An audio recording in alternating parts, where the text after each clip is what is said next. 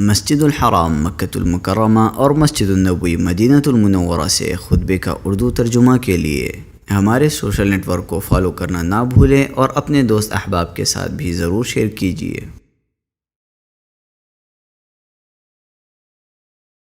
السلام علیکم ورحمۃ اللہ وبرکاتہ۔ سامعین کرام، آپ میدان عرفات سے خطبہ عرفہ کا اردو ترجمہ سماعت کر رہے ہیں۔ خطیب ہیں فضیلت الشیخ ڈاکٹر محمد بن عبد الکریم العیسیٰ حفظہ اللہ۔ خطبہ عرفہ 1443 ہجری۔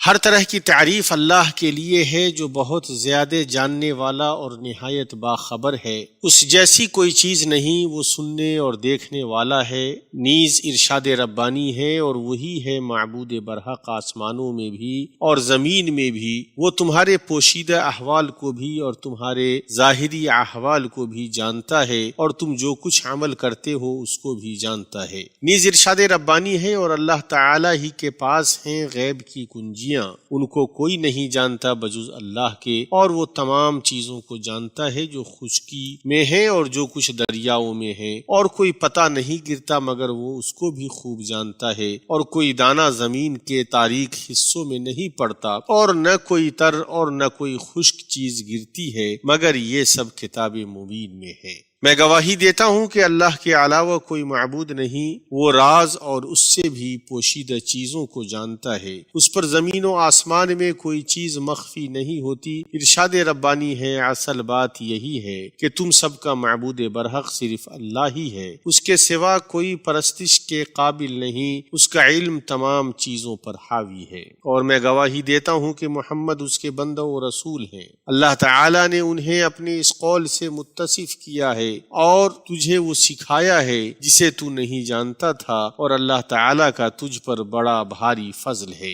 اللہ تعالیٰ کا درود و سلام نازل ہو ان پر، ان کے آل و اصحاب اور ان کے پیروکاروں پر، اور بہت زیادہ سلامتی نازل ہو۔ اما بعد، اے بیت اللہ کے حاجیوں، اے ہر جگہ کے مسلمانوں، اللہ کا تقوی اختیار کرو، تم دنیا و آخرت میں کامیابی و نجات اور سعادت حاصل کر لو گے۔ ارشاد ربانی ہے، اگر یہ لوگ صاحب ایمان متقی بن جاتے تو اللہ تعالیٰ کی طرف سے بہترین ثواب انہیں ملتا اگر یہ جانتے ہوتے۔ نیز فرمایا، اللہ تعالیٰ سے ڈرتے رہا کرو اور جان رکھو کہ اللہ تعالیٰ پرہیزگاروں کے ساتھ ہے۔ نیز ارشاد ربانی ہے، اور اللہ تعالیٰ سے ڈرتے رہا کرو اور جان رکھو کہ اللہ تعالیٰ ہر چیز کو جانتا ہے۔ اور کیسے ہم اللہ سے نہ ڈریں اور کیسے اسے عبادت میں ایک نہ جانیں جبکہ وہی نفع و ضرر دینے والا ہے۔ ارشاد باری ہے، اور اگر تم کو اللہ کوئی تکلیف پہنچائے تو بجز اس کے اور کوئی اس کو دور کرنے والا نہیں ہے، اور اگر وہ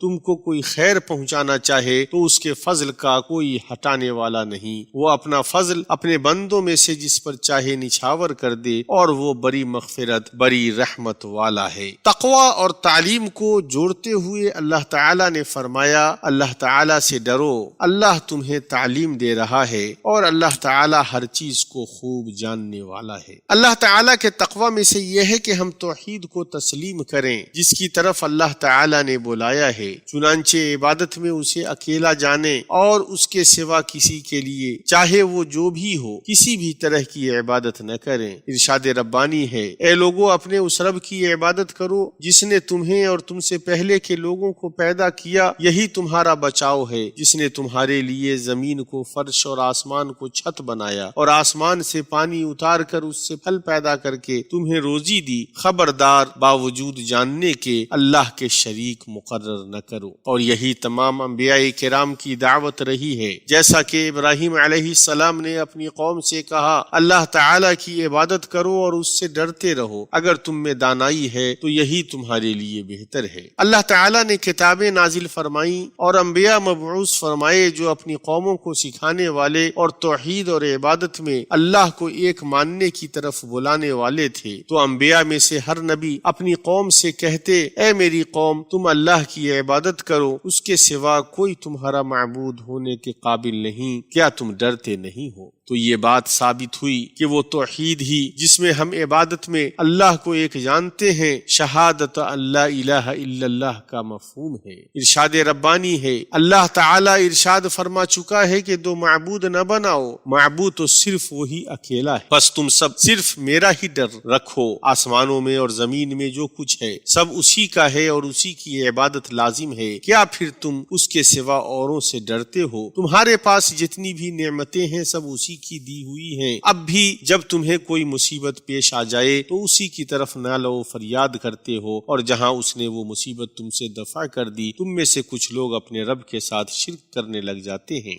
کہ ہماری دی ہوئی نعمتوں کی ناشکری کریں، اچھا کچھ فائدہ اٹھا لو، آخر کار تمہیں معلوم ہو ہی جائے گا۔ تو رسالت محمد صلی اللہ علیہ وسلم کی گواہی کے ساتھ اللہ کی توحید کی گواہی اللہ کی خوشنودی کے حصول کا سبب اور قیامت کے دن نجات کا سبب ہے۔ رسالت کی شہادت کے مفہوم میں سے یہ بھی ہے کہ رسول اکرم صلی اللہ علیہ وسلم نے جن چیزوں کی خبر دی ہے ان کی تصدیق کی جائے اور ان کے اوامر میں ان کی اطاعت کی جائے اور ان کے لائے ہوئے طریقے کے مطابق اللہ کی عبادت کی جائے، جیسا کہ ارشاد ربانی ہے، اے نبی، یقیناً ہم نے ہی آپ کو گواہیاں دینے والا، خوشخبریاں سنانے والا، آگاہ کرنے والا بنا کر بھیجا ہے، اور اللہ کے حکم سے اس کی طرف بلانے والا اور روشن چراغ۔ شہادتین اسلام کے ارکان میں سے سب سے پہلا رکن ہے، جیسا کہ اللہ کے نبی صلی اللہ علیہ وسلم نے فرمایا، اسلام کی بنیاد 5 چیزوں پر ہے، اس بات کی گواہی دینا کہ اللہ کے علاوہ کوئی معبود نہیں اور محمد اللہ کے رسول ہیں، نماز قائم کرنا، زکوٰۃ ادا کرنا، رمضان کے روزے رکھنا، جو بیت اللہ کی استطاعت رکھتے ہیں ان کے لیے بیت اللہ کا حج کرنا۔ اسلام کا دوسرا رکن نماز قائم کرنا ہے، ارشاد ربانی ہے، اور نماز قائم کریں، یقیناً نماز بے حیائی اور برائی سے روکتی ہے،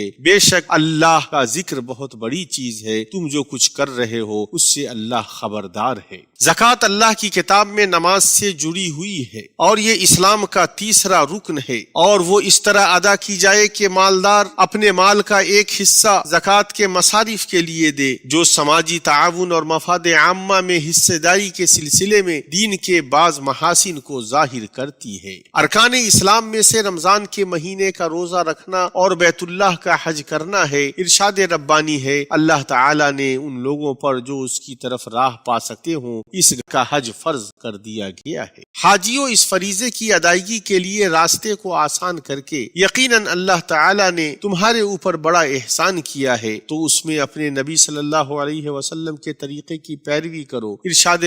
نبوی ہے، تم مجھ سے اپنے نسک کے طریقوں کو لے لو۔ ارشاد ربانی ہے، حج کے مہینے مقرر ہیں، اس لیے جو شخص ان میں حج لازم کر لے وہ اپنی بیوی سے میل ملاپ کرنے، گناہ کرنے اور لڑائی جھگڑے کرنے سے بچتا رہے۔ تم جو نیکی کرو گے اس سے اللہ تعالی باخبر ہے، اور اپنے ساتھ سفر خرچ لے لیا کرو، سب سے بہتر توشہ اللہ کا ڈر ہے، اور اے عقل مندو مجھ سے ڈرتے رہا کرو۔ اسی طرح اللہ کے نبی صلی اللہ علیہ وسلم نے دین کے دوسرے مراتب کو بیان فرمایا ہے، تو احسان یہ ہے کہ آپ اللہ کی عبادت اس طرح کریں گویا آپ اسے دیکھ رہے ہوں، اگر آپ اسے نہ دیکھ رہے ہوں تو وہ تمہیں دیکھ رہا ہے۔ ایمان کے ارکان میں سے یہ ہے کہ آپ اللہ پر، اس کے فرشتوں پر، اس کی کتابوں پر، اس کے رسولوں پر اور آخرت کے دن پر اور تقدیر کے اچھے اور برے ہونے پر ایمان رکھیں۔ تو اے اللہ کے گھر کے حاجیوں، اے ہر جگہ کے مسلمانوں، میں آپ سب کو اور خود کو اللہ کے تقوی کی وصیت کرتا ہوں، اس لیے کہ وہ سب سے بہترین توشہ ہے۔ اسی طرح میں آپ سب کو اور اپنے نفس کو نیکیوں کے کرنے میں جلدی کرنے کی وصیت کرتا ہوں۔ اللہ تعالیٰ فرماتا ہے، اور اپنے رب کی بخشش کی طرف اور اس جنت کی طرف دوڑو جس کا عرض آسمانوں اور زمین کے برابر ہے، جو پرہیزگاروں کے لیے تیار کی گئی ہے۔ نیز ارشاد ربانی ہے، اور نیک کام کرتے رہو تاکہ تم کامیاب ہو جاؤ۔ اللہ کے بندو، جان لو کہ خیر کے کاموں میں جلدی کرنے کی قبیل سے یہ ہے کہ اسلام کے ان اقدار کو اپنانے کی بھرپور کوشش کریں جو مسلمانوں کے طرز عمل اور سلوک کو تشکیل دیتے ہیں اور اسے اچھی طرح مہذب اور بہتر بناتے ہیں، اور ان سے ہمارے نبی کریم صلی اللہ علیہ وسلم متصف تھے، جیسا کہ رب جل وعلا نے بیان فرمایا ہے، یقیناً آپ عظیم اخلاق پر فائز ہیں۔ اور آپ علیہ علیہ الصلوۃ والسلام نے فرمایا یقیناً قیامت کے دن میرے نزدیک تم میں سب سے محبوب اور میرا سب سے قریبی ہمنشین وہ ہے جو تم میں اخلاق کے اعتبار سے سب سے بہتر ہو۔ عام طور پر حسن خلق تمام لوگوں کے مابین ایک مشترک قدر ہے، مسلم اور غیر مسلم دونوں جس کا احترام کرتے ہیں، اس لیے کہ یہ قول و عمل میں اچھے رویے کا نام ہے۔ ارشاد ربانی ہے لوگوں سے اچھی باتیں کہو، نیز ارشاد ربانی ہے نیکی اور بدی برابر نہیں ہوتی، برائی کو بھلائی سے دفع کرو، پھر وہی جس کے اور تمہارے درمیان دشمنی ہے ایسا ہو جائے گا جیسے دلی دوست۔ جہالت اور بے وقوفی کا مقابلہ کرنے کے سلسلے میں اللہ سبحانہ کا ارشاد گرامی ہے آپ درگزر کو اختیار کریں، نیک کام کی تعلیم دیں اور جاہلوں سے ایک کنارے ہو جائیں۔ نیز ارشاد ربانی ہے پس آپ صبر کریں، یقیناً اللہ کا وعدہ سچا ہے، آپ کو وہ لوگ ہلکا یعنی بے صبرا نہ کریں جو یقین نہیں رکھتے، یعنی اس بات سے متنبہ رہیں کہ وہ آپ کو جھگڑوں اور ان کے نتائج کی طرف کھینچ نہ لے جائیں۔ ٹھوس اقدار کا مسلمان کسی جاہل یا متعصب یا رکاوٹ پیدا کرنے والے کی طرف متوجہ نہیں ہوتا ہے، وہ ہمیشہ اللہ تعالی کے قول کو اپنے ساتھ رکھتا ہے۔ ارشاد ربانی ہے اور جب بیہودہ بات کان میں پڑتی ہے تو اس سے کنارہ کر لیتے ہیں اور کہہ دیتے ہیں کہ ہمارے عمل ہمارے لیے اور تمہارے اعمال تمہارے لیے ہیں، تم پر سلام ہو، ہم جاہلوں سے الجھنا نہیں چاہتے۔ اسی طرح اسے معلوم ہوتا ہے کہ ایسے لوگوں سے الجھنا انہیں مشہور کرنے اور ان کے منصوبے کو کامیاب کرنے کا سبب ہوگا اور اس سے انہیں خوشی ہوگی، بلکہ ان میں سے بہت سارے لوگ تو اسے سہارا بنانے لگتے ہیں، لیکن فریب دہی کے خطرات کا پردہ فاش کیا جائے، اسی طرح واضح گستاخی کا جواب دیا جائے اور یہ ساری چیزیں اسلام کی حکمت کے ساتھ کی جائے۔